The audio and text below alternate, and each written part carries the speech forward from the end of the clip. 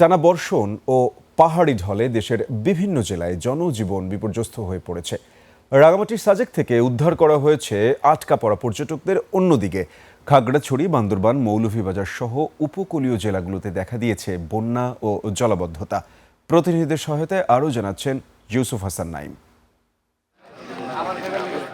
রাঙামাটির সাজেকে টানা বর্ষণ ও পাহাড়ি ঢলে সাজেক বাগাইহাট সড়ক পানিতে তলিয়ে যাওয়ায় আটকা পড়েছিলেন 561 জন পর্যটক। সকাল 9টার দিকে পানি কিছুটা কমে এলে সেনাবাহিনীর তত্ত্বাবধানে তারা খাগড়াছড়ির উদ্দেশ্যে রওনা হয়। এর আগে বৃহস্পতিবার 150 পর্যটককে উদ্ধার করা হয়। এদিকে বাঘাইছড়িতে কাঁচালং নদীর পানি বেড়ে 30 গ্রাম প্লাবিত হয়েছে। আশ্রয়কেন্দ্রে ঠাঁই নিয়েছে প্রায় 4000 মানুষ। এছাড়া বিদ্যুতের খুঁটি হেলে পড়ায় রাঙামাটি শহরেও দুর্ভোগ চরমে পৌঁছেছে। খাগড়াছড়িতে বন্যা পরিস্থিতির উন্নতি হয়েছে।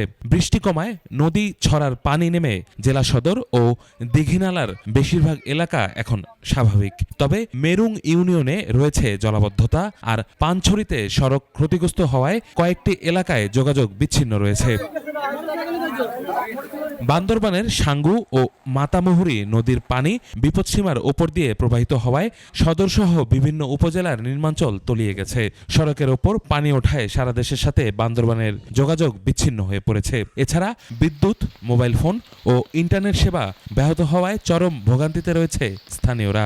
7টি উপজেলায় 220টি আশ্রয়কেন্দ্রে প্রায় 4000 মানুষ আশ্রয় নিয়েছে। এদিকে কক্সবাজারের উখিয়া ও টেকনাফের রোহিঙ্গা ক্যাম্পগুলোতে পাহাড় ধসের তীব্র ঝুঁকি তৈরি হয়েছে।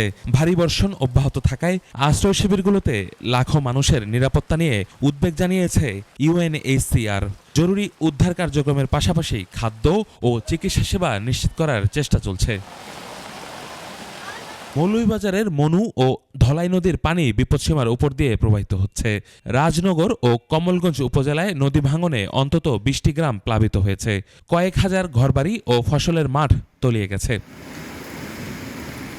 পটুয়াখালীর কুয়াকাটা ও কলাপাড়ায় গত এক সপ্তাহ ধরে মাঝারি থেকে ভারী বর্ষণ চলছে।